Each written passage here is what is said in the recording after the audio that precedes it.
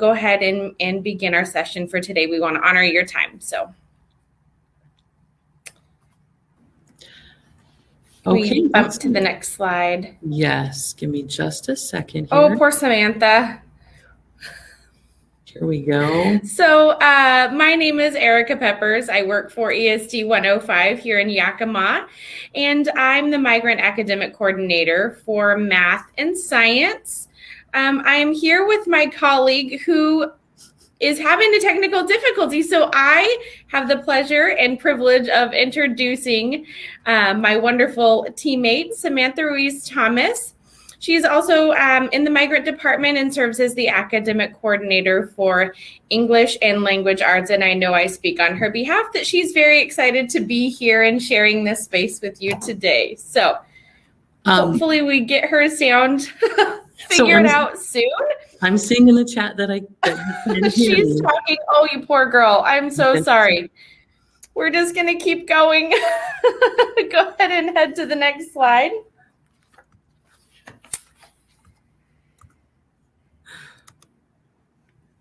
All right. We would just like to acknowledge that we're coming to you today from the traditional lands of the first people of our valley, the 14 confederated tribes and bands of the Yakima Nation. We honor with gratitude the land itself and the Yakima tribe. And we would encourage you to do the same. So in the chat, go ahead and put where you are from as well.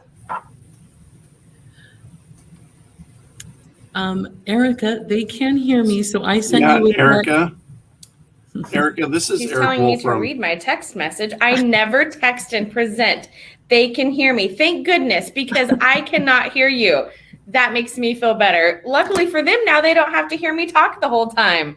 That's even better. She's upstairs in her office. Okay, thank you. All right. Sorry for the technical difficulties this morning. As I think over the past year has taught us, we both love technology and both think it's a thorn in our side. So here we go.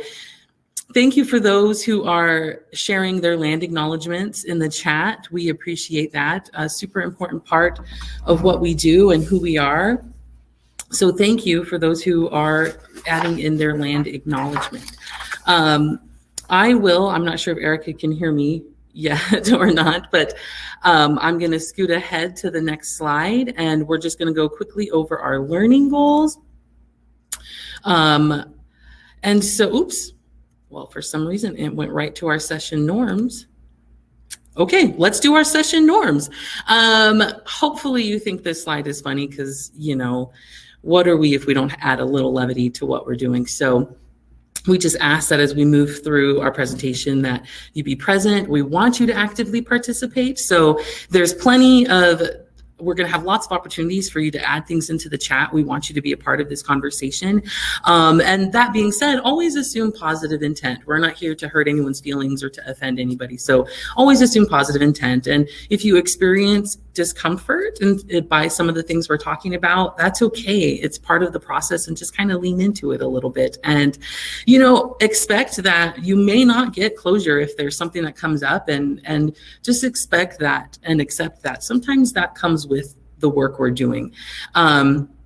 And then feel open to speak your truth. You know, this is a safe place. And again, we're just going to assume positive intent. And then we want to be respectful of our timelines. We only have, I think, 55 minutes today. So if you put a question that's pretty deep and pretty heavy in the chat and we don't have the chance to get to it, we absolutely want to be able to address that with you. And so we'll put our contact information up at the end.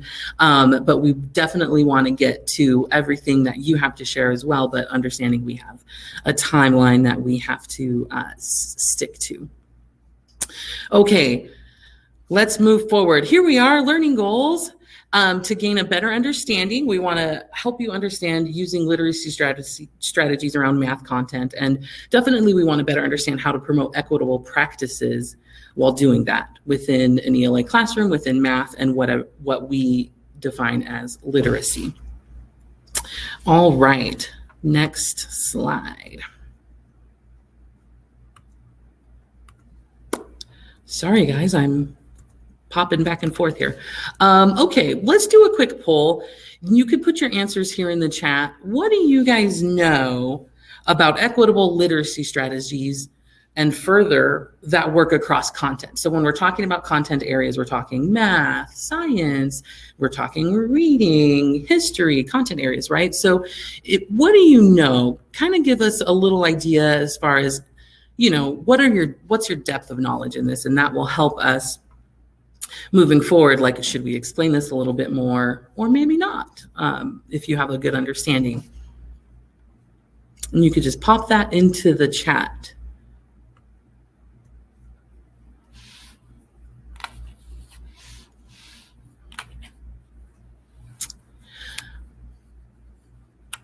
Right, so I see some people are saying not a whole lot, and that's to be understood. That, I mean, not a lot of people do cross-content work, right? And that's okay too, but that's why we're here. We're gonna talk a little bit more about that. I'm seeing some really great answers in here. It's content, scaffolding, content-specific language for all learners. Yes, yeah, absolutely, and that goes part and ties in with our equity piece too. Absolutely, right? GLAD strategies, absolutely. Thank you for everybody who's sharing in the chat. We love hearing from you guys. Privileged background experiences and cultural assets. Perfect. And actually that leads right into our next slide, which I will switch over for us. Erica, if you want to hop on. Awesome. Yes, and huge shout out to Darcy Jameson, who bolted across the ESD to come save the day and fix my audio. So thank you, Darcy, for saving my presentation. And Samantha's voice to not have to do all the work. So yes, equity in the classroom. Let's talk about that. What is equity and what does it look like?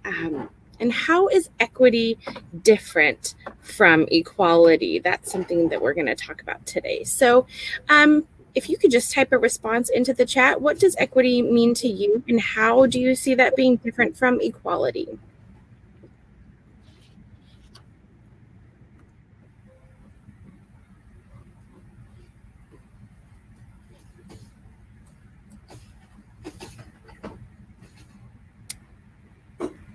Yeah, equity equals the same for everyone. I'm seeing and serving each student. Equity, you get what you need. Yeah, great responses. Helping all students have an access point. Wow, it's going so fast. This is so great. Access to a sense of belonging and being empowered. Feeling seen and heard. Absolutely, we all want to be seen and heard and acknowledged. Meeting a student where they are at. Equity is each person getting what they need. So great. Thank you so much. Samantha, these comments are awesome. Equity being strategies to get all students to participate and understand content versus equality is treating everyone as the same. Yeah, we're actually, we're going to touch on that a little bit more here in just a bit and just how we want to invite everyone to the table. Great, thank you so much. And feel free to continue to share those in the chat. So let's take a look at this slide. I put a funny little graphic in there. So yes, equality means that every student is getting the exact same resource, the exact same support. Equity recognizes that we need to reach each student and that each person has a different need to meet their learning goals. So I thought this was really funny. It says for a fair selection, everybody has to take the same exam. So please climb the tree. And we can just see how that is so,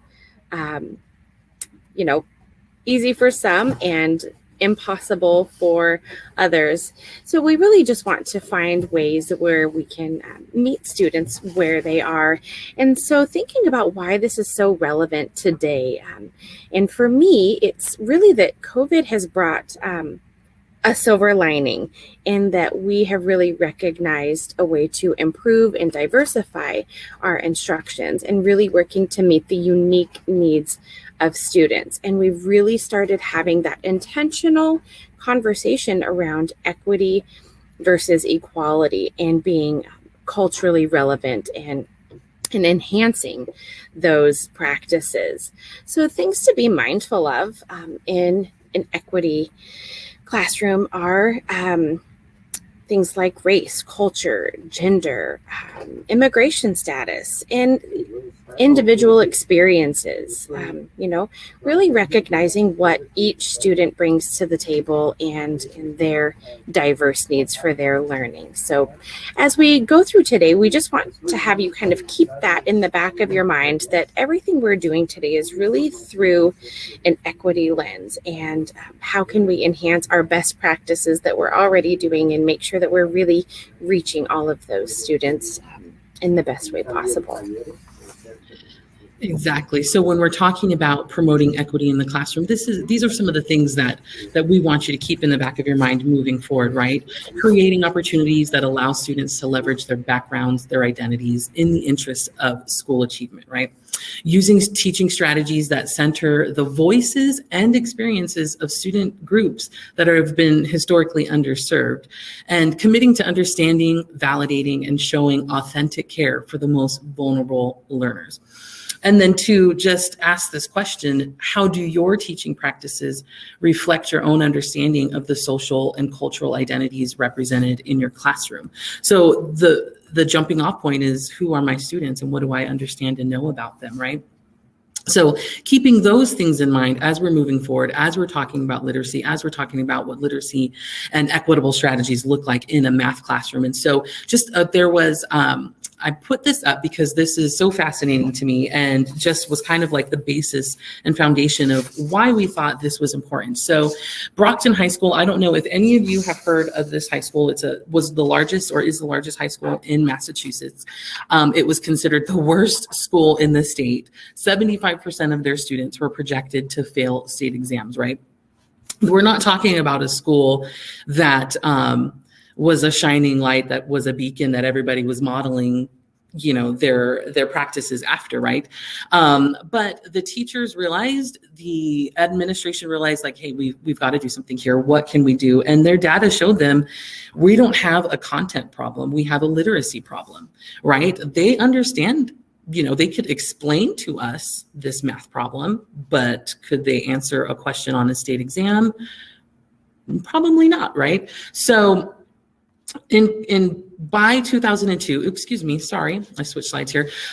So the teachers got together and realized that literacy was the key to helping their students be successful. So they taught each other literacy strategies, and they implemented in all of their classrooms, they implemented literacy strategies that they were doing across the board. Every classroom at the same time was doing a writing strategy and was required to do, various literacy strategies. By 2002, 50% of their students were passing. Continuing and understanding change is a process. By 2006, 80% were passing. By 2010, 90% were passing. And not just passing, they were nailing it. 1/3 of their senior class were getting the highest possible score. I have a really great article on this school and the strategies they use. So if you're interested in that, I can definitely put that in the chat for you later.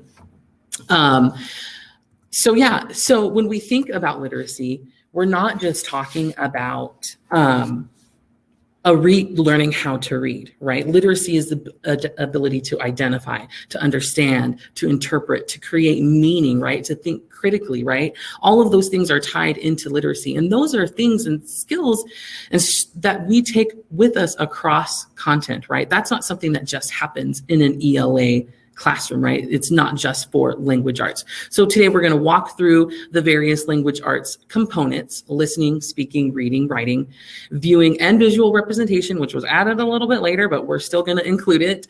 And then moving forward, knowing that a strong foundation in language arts abilities enables students to integrate new knowledge into their existing schema, right? We're talking about the process of learning here and how literacy strategies, equitable literacy strategies, can get us through that.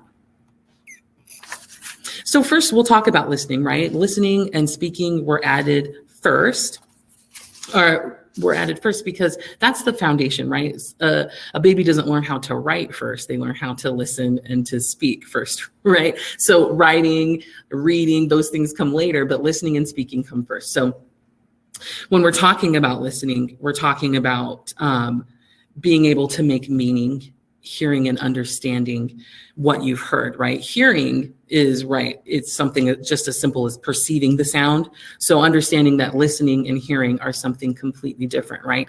And listening requires that you activate that prior knowledge.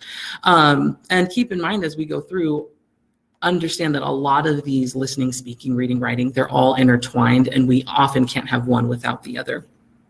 So knowing that listening and hearing are not the same thing, and that listening is a skill that definitely needs to be built upon.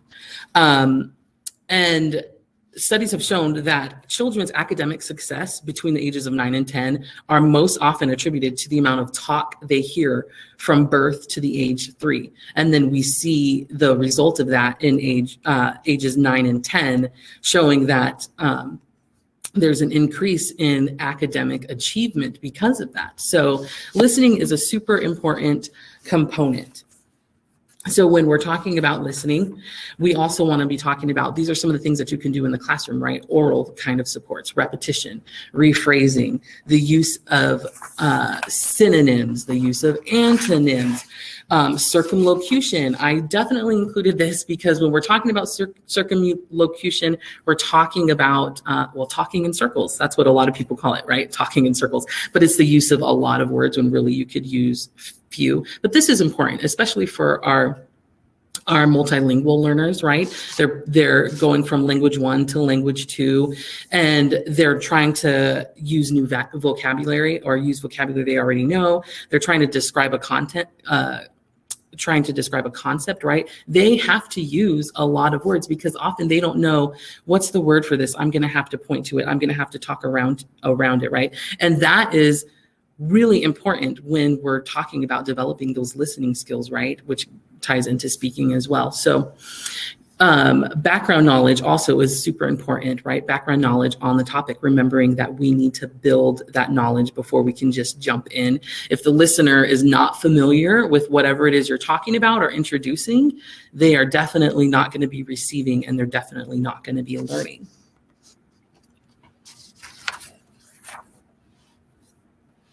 Muted. Awesome. Yeah, and so many of the things that Samantha had just mentioned cross so nicely over into other content areas. Right now we're going to focus on our math, of course, but teaching kids to listen intentionally. And as Samantha had mentioned, listening and hearing are not the same thing, right? But we want to give students opportunities to practice those listening skills and enhance and look for key words or key phrases. And so this is a great opportunity also for them to continue to build their academic vocabulary and share thoughts about what they heard, how they received the information. So a lot of that peer talk can take into place by having students simply repeat, what you had said or what their partner said. And keywords to help solve the problem, having them restate it, explain it in their own words. Those are all great ways to practice your listening around mathematics. But we also want to give kids opportunities to do that frequently, right? And allow them to demonstrate their understanding in a variety of ways. So whatever they just heard, how can they represent that perhaps in a visual model? And as Samantha was saying, make sure that we're really continuing to utilize L1 to acquire L2 and letting students express their knowledge and understanding in their most dominant language. So we're not focused so much on learning a language, but learning and understanding the content and where are they. So I put a couple of examples. One example is Fraction Avenue, which I did with my 3rd grade students all the time, and it was very fun. And it's a listening task. The other task I gave them was a Halloween task, and they had to draw a picture, and I would tell them, write your name in the right upper hand corner, and they would have step-by-step directions. And I was very clear in what the expectation was. So I said, I would only repeat the directions twice, or I would only repeat the directions 3 times. And we had practiced these skills before, leading up to this task. And it was just a great way to identify maybe some areas that we needed to continue to practice in hearing, and maybe some words that were still causing some confusion, academic words that perhaps they weren't quite at mastery with yet. So these are just some great ways to hear, and it works, of course, obviously aligns so well with speaking, which we're going to get to, that they're kind of, hand in hand, and really just continuing to develop their own understanding. So.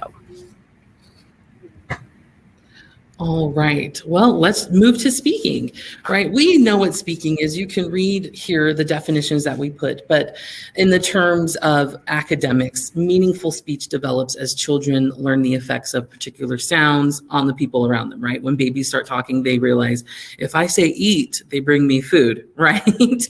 And so in the classroom, we understand and we know that classroom discussions double the speed of learning. This is a fact. There's been lots of research around that, right? Classroom discussions double the speed of learning. It is so important that we provide environments that encourage collaborative work, that encourage students to share their knowledge, right? And to bring to the table, giving them the opportunity to share authentic materials and authentic tasks with them, right? We're talking equity. We're talking about making sure that they see themselves in what's happening, right? That they can bring their funds of knowledge, right? And that we look at what they're bringing as an asset-based approach, right? It's not a deficit, right? We're talking about making sure that they have the opportunity to have meaningful discussions around learning. And so we've listed some things here that you can do, right? Classroom discussions. I guess that's first, because that would seem pretty obvious, right? Role playing, brainstorming, storytelling, the list goes on, things that you can do to make authentic learning happen with your students around speaking. And then, research tells us that oral language provides the foundation for children's later success in reading and writing. So the more collaboration that happens around speaking, later on, we'll see that success and we'll see it pay off in dividends around reading and writing. Yeah, so let's talk math. What I love about this is that it's providing math openers. It really gives everyone a voice. It invites everyone to the table, regardless of their language level or their math performance, right? These tests are very rich in content. They maintain a high level of rigor and allow a variety of participation. Okay, so, and these things are very short. They shouldn't be done longer than 10 minutes, and really just 2 to 3 times a week in your classroom. But it starts to engage their math brain and get their mind centered around the content that they're about to receive, right? Of course, continuing to build that mathematical vocabulary. What's so great about some of these tasks, such as Notice and Wonders, unit chats, dot talks, things like that, is everyone can contribute. So there's no wrong answer. So perhaps a student might look at the dice and say 4. And what is 4? Well, there are 4 yellow dice. Absolutely. So that child is just cultivating an organic, safe space for kids to begin to participate and be heard and received and contribute to the conversation, while also hearing the thoughts of their peers around them and gaining their knowledge base and seeing from different perspectives. It also opens the gate to mathematical questioning and reasoning and discourse among their peers. How did you get that answer? Tell me what you were thinking. And that doesn't need to just come from, teacher. We know the impact and the significance and importance of peer-to-peer discourse. And so these are just great ways to provide a visual cue and for everyone to bring something to the table. And in situations like these, when I'm showing pictures or whatnot, I try to use real pictures versus clip art as much as possible, right? We want to give students some connections. We want to give them ways to identify and make it meaningful and real to them. Math is not fictitious. And so having as many real life connections as possible, drawing off prior knowledge, allows them another level to speak to.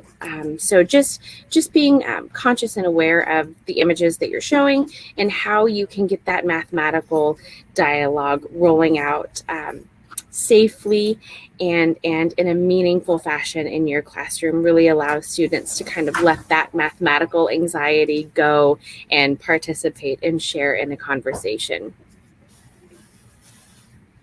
Yes. Thank you to everybody who's contributing in the chat. I am seeing all your wonderful contributions, and you guys have really great ideas. Thank you for those of you who are sharing out and for your questions. Erica, someone asked in the chat really quick, we'll just answer this. Do you have any recommendation for pictures that they could use, since you did mention? Yes, absolutely. I'm glad I was going to mention that and I slipped my mind. So yeah, if you go to Math for Love is one really great website. And later in this slide, I have that link connected to your resource page along with many others. Math for Love, Dan Finkel has several images that you can see. So you could Google Dan Finkel and Math for Love. Also, Joe Bowler through U Cubed, that's also linked on your resource page, provides a lot of great images and resources, links to images. So even if you just Google like unit chats, it's just flooded. But like we had mentioned, I would highly encourage you to use real pictures versus clip art. Yes, I just saw Darcy's, I saw the background noise. I'm so sorry. Audio is, gotta love technology. So I apologize very much, but I hope that helps and answers the question. And as we work through the presentation, I can guide you through some of those a little bit later. So thank you. All right, let's jump into reading. Let's just keep plugging along. So we understand the importance of reading as educators. We understand this is like the foundation, right? This is what we need to know. This is how we number one, put across learning and content for our students. It's in reading, right?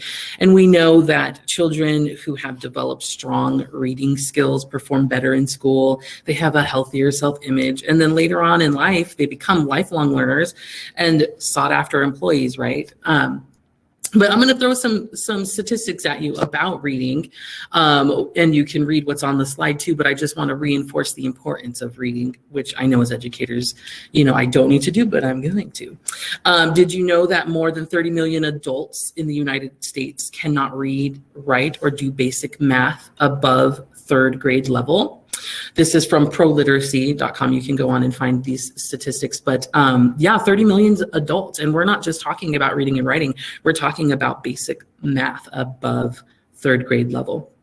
And then children whose parents who have low literacy levels have a 72% chance of being at the lowest reading levels themselves. And these children are more likely to get poor grades, to display behavior problems, to have high absentee rates, repeat school years, and even drop out. And that's a statistic from the National Bureau of Economic Research. So we understand the importance, the foundation of being able to read, write, and to have those strong reading skills. So what can we do in the classroom to reinforce this? And these are things like we've just kind of been pushing out, that these aren't things that are solely dedicated to ELA classrooms, right? Summarizing can happen in any classroom. Sequencing, inferencing, comparing and contrasting. We do these things all the time, whether or not we realize that they're actual literacy, reading comprehension skills. That's something else. But we do a lot of these across content, right? Problem solving. And then also relating background knowledge, having those discussions, being able to read things that students understand, like, yes, this is a part of my culture. This is a part of who I am. This is a part of my identity. And using that to reinforce what's happening when we're talking about reading in the classroom. Yes, thank you. And I was perusing back through the chat. I see so many of you saying math journals. Yes, absolutely. Math journals, I would highly recommend those. So versatile, so many things that you can do with those. I used to use them all the time in my third grade classroom as interactive journals, and the students would always refer back to them, which is exactly what we want, giving them those tools and allowing them to have consistent access. So yes, thank you for mentioning math journals. So reading in math, we oftentimes think of reading as just story problems, right? But it's so much bigger than that. And so, going back to some of our multilingual learners, really just keeping that L1 to focus on the math content as much as possible and integrating some of the L2. So the focus being on that we're learning the math and not necessarily learning the new language at the time. So we make sure they're really understanding that content. And really just drawing off their funds of knowledge and tying in their ideas, background experiences as well. So again, like I mentioned before, we want to cultivate that safe learning environment where students can be who they are, feel comfortable, and maintain culture while acquiring new skills. So with that, there are lots of books that can be integrated into a math lesson. And continue to deepen that understanding through while building academic vocabulary. So one way to do that is through a strategy called 3 reads. And so the first is the teacher reads, and there's a discussion about what is the problem about. And then a student reads, and what is the problem asking? And then everyone reads, and why is the problem important, or what is important in the problem. Now, what I love about this strategy is that there are so many different ways that you can go about a 3 reads. For example, I've taken the numbers out of the equation or out of the story, right? So I might say Samantha has some cookies and Erica has some cookies, right? How many cookies are there, or who has more cookies, whatever the question might be. But taking some of the numbers out so they're focused on the words, we realize that when kids see numbers in a bunch of words, they want to just pull the numbers and then do something with the numbers, right? Now, what are we going to do with them? And then oftentimes we arrive at an answer that isn't the desired outcome because we didn't go through all of the steps. So 3 reads is a great strategy. Awesome. Yeah, absolutely, Jennifer. We definitely need to hear things more than one time, and that is proven widely in research, right? The other thing that I always try to be very aware of is calling kids out. When we're talking about math, there's so much anxiety around math anyways. And that's exactly what we're trying to steer away from, is that we can all be mathematicians. And so I remember being in 3rd grade and nervous about math or whatnot. And if the teacher was saying that we were doing kind of that round robin reading, I would always read way ahead to make sure I could read all the words instead of listening. So I would just encourage maybe taking volunteers and avoiding that round robin. We want to create that safe learning space. So the 3 reads can be done in a variety of ways and can be scaffolded depending on the students that you're working with at that time.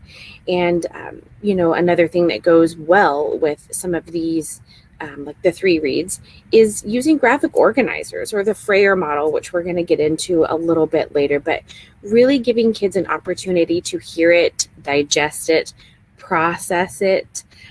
We know that people process at different levels, and that think time is typically only uncomfortable for the teacher. It's not uncomfortable for the students.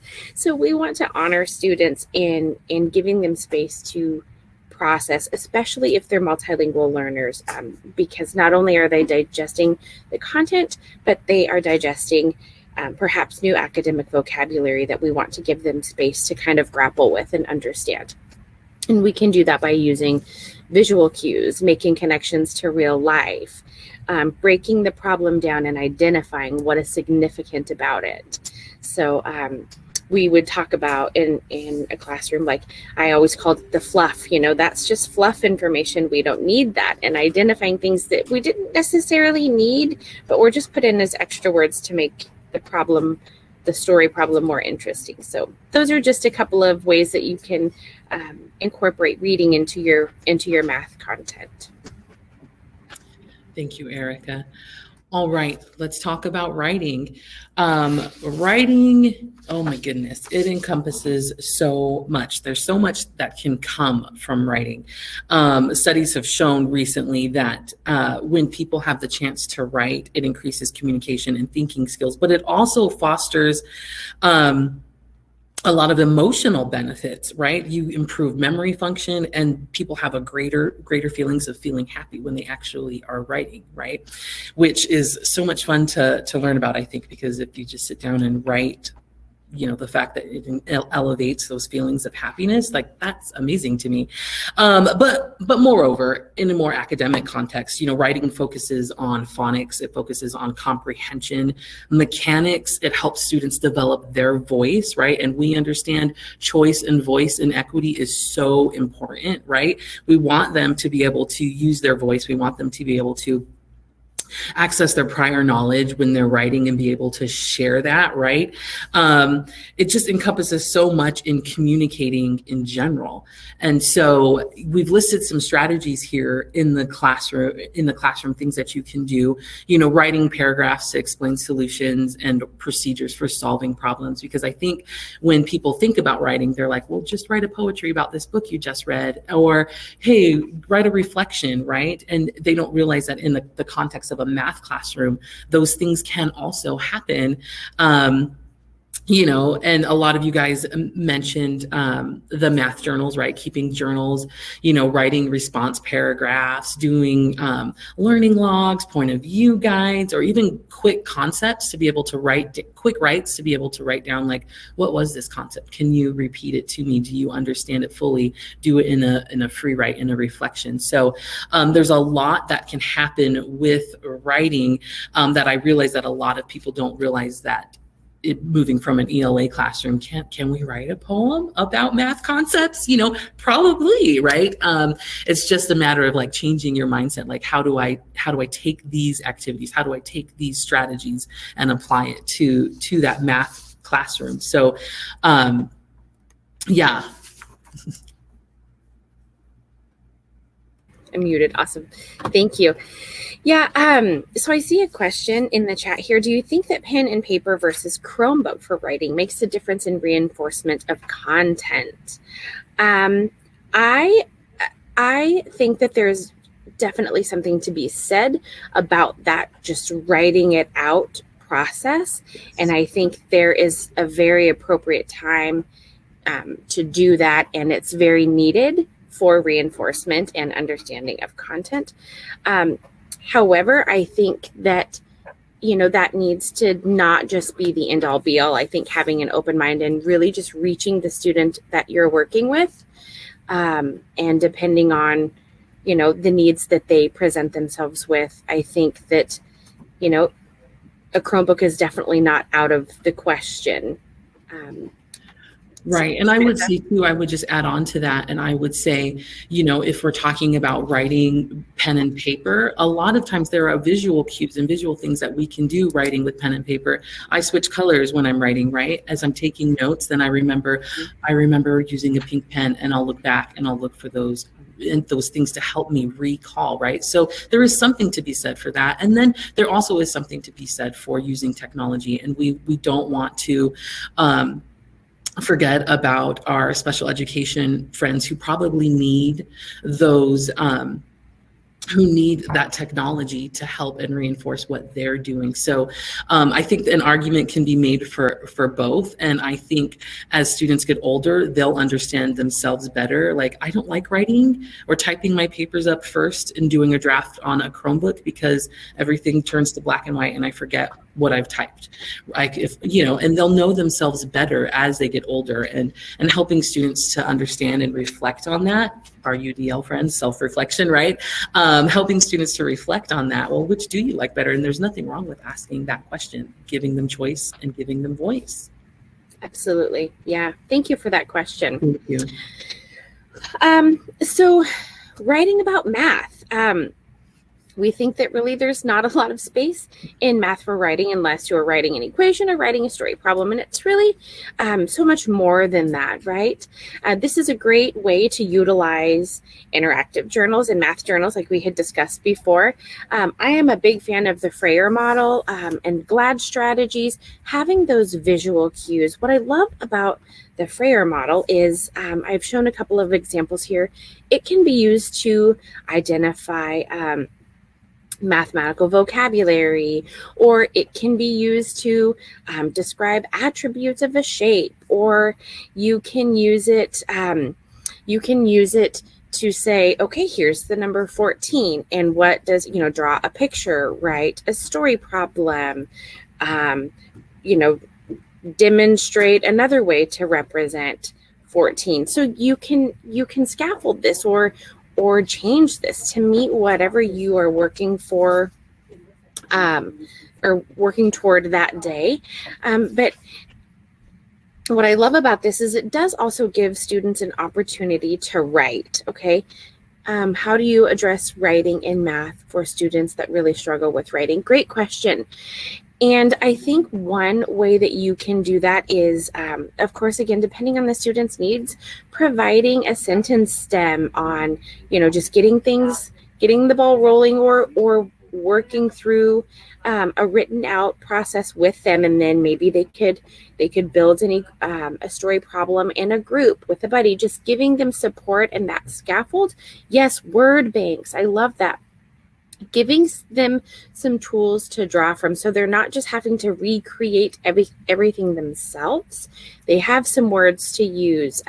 They have a sentence stem to write about. They have, just some different tips and strategies and tools to draw upon, and letting them have perhaps their group or working together in collaboration with the team, I think, is another great way. But also letting them, depending on the age of the student, having them begin drawing out what they want to see. Draw a visual cue and then begin with labels, depending on the age that you're working with or the level that you're working with, whatever the student needs. Buddy writing, yes, math, word walls. Those are all great suggestions and very applicable and appropriate to enhance not only writing skills, but math skills. And we're still working on building that mathematical vocabulary. We're getting a deeper understanding, and we're really scaffolding to the needs of our students. Yes, sentence stems builds confidence and accessible to those students who don't like to write. Absolutely, I hate to write. Well, perhaps if they had some of these tools, we can encourage that. And the other great thing is these models and this work can be done in any language. And again, we want to support that L1 to acquire L2 and letting them understand math in their own ways. So those are all great things. Thank you. Good job. Yes, and if I could put a little note in here about sentence stems, I love them too. And I will just tell you this little story really quickly. Early on in my career, I was teaching SPED. And I thought, yes, I'm going to use sentence stems. And I came up, in my lesson planning, 4 or 5 different sentence stems that I would give the students to use. And I put them all up on the board. And if you can imagine what happened was I'm going around and I said, just pick a sentence stem and go from there. That's what we're going to work on, right? As I'm walking around the room, checking to see how they're doing in their writing, they all wrote every single sentence stem down and thought it was just a paragraph. And that one was on me, right? But I do love the use of sentence stems, but don't do what I did and put them all up there at once. Right. All right, let's move into viewing. So when we're talking about viewing, we're talking about interpreting visual media. And so as Erica was talking through some of her math strategies, she talked a lot about viewing, right? And what you're seeing and making that connection to the reading. They're so closely intertwined. You can't have one without the other. And so let's talk a little bit more specifically about viewing, because, Excuse me, I jumped ahead there. Because when we're talking about viewing, we're talking about perceiving, we're talking about examining, interpreting, constructing meaning from visual images, right? And as I say those words out, perceiving, examining, interpreting, those are also things that we talk about when we're reading, right? Or when we're trying to write out things, right? What's my interpretation of what I just saw, right? So when we're thinking about viewing, we can also think about viewing in terms of pre-reading, right? We do pre-reading, you can do a pre-viewing. You can do the through reading and post-reading, but you can also do that with viewing. When you talk about those 3 stages as you're reading a novel or reading a book or reading through a chapter, you can also do that with viewing if you decide to use a selected media, right? I'm going to show you this commercial. What are we think it's gonna be talking about, or what happens, pausing and saying, okay, what's going on so far, right? What's the meaning you're making from it, and then doing like a post reading or a post viewing, right? We're talking about helping students make those connections as they see something on the board. The teacher has just put up some sort of visual media for them, and making connection to whatever their word problem is, or whatever it is they have in front of them, right? Trying to make that connection. But then I also want to put a note in here because, hello, it's 2021. Visual media is in front of students all the time, right? When you see them, they have their phones in their hands, they're doing something on the internet, they're on some sort of social media, right? There are so many things through visual media that comes to them, and there's a lot of unreliable information out there. I think we all know and we understand that, but our students don't, right? Well, I'm reading it and I'm seeing it here on my Facebook page. Yeah, right. They're seeing it on like their TikTok or something, right? They're seeing it. There's unreliable information, and that's why this becomes so much more important in 2021, 2022, and moving forward, right? They're constantly being bombarded by different visuals and visual media, and it's just right there in their hand. So we have to help them and teach them viewing skills. How do we critically think about what it is we're seeing? How do we make learning concrete by strengthening these comprehension skills? So here, I found this really great chart, right? Because it's viewing comprehension strategies. And so it's like before viewing, during viewing, and we talked about that just a second ago about the different stages that you can go through, right? Like, let's say you have found a movie that fits so perfectly with whatever your unit is. And I know a lot of teachers like to use the various medias, right? So if you're going to be connecting it, here are different strategies listed on how you can reinforce learning, making it concrete, so they're not just staring at the screen and not really absorbing what's happening. So super great visual here for strategies that you can use when we're reinforcing viewing. And visual representation. So when we're talking about visual representation, so I'm going from one to the other because they're so closely related. But when we're talking about visual representation, we're talking about communication through visual images, right? So visual viewing, right? This is whatever we're putting towards the students, putting out for the students. And then when we're thinking about visual representation, we're talking about allowing students to make meaning, right? So allowing them to collect and organize information, letting them incorporate their background, what they know, and allowing them to show their depth of knowledge. This is what I know in a visual way, using visual representation. Boy, say that 5 times fast. So here is a list of visual media that you can include, things that you can do with your students that includes visual and viewing representation. And then, like I said before, we're talking about equity, we're talking about being culturally responsive. This is a great way to allow students to tap into those funds of knowledge wherein they wouldn't be comfortable writing an essay about who they are, but they could do, make a short little video, or they could draw a picture of their family, whatever it is, right? This is a great way to allow them to connect who they are in a way that they can share and show in a way that they would feel comfortable. And so we gave you some in the classroom strategies here, right? Using manipulatives, maybe drawing a picture, using a diagram. We saw the Freyer model, right? That taps into that visual piece too. They're all just so connected, right? And then Erica. Awesome. I am just noticing our time. We are cruising through. Oh my goodness. So yeah, a lot of things we've discussed, it all goes hand in hand. So much of it is dependent and needs dependent on the other one. So this is a great way for the notice and wonder to look, think, and talk, and continue that dialogue and discourse among their peers, and making connections to prior knowledge. And as we talked before, using real life pictures versus clip art, so they have a connection. They understand it. It's something that's familiar to them.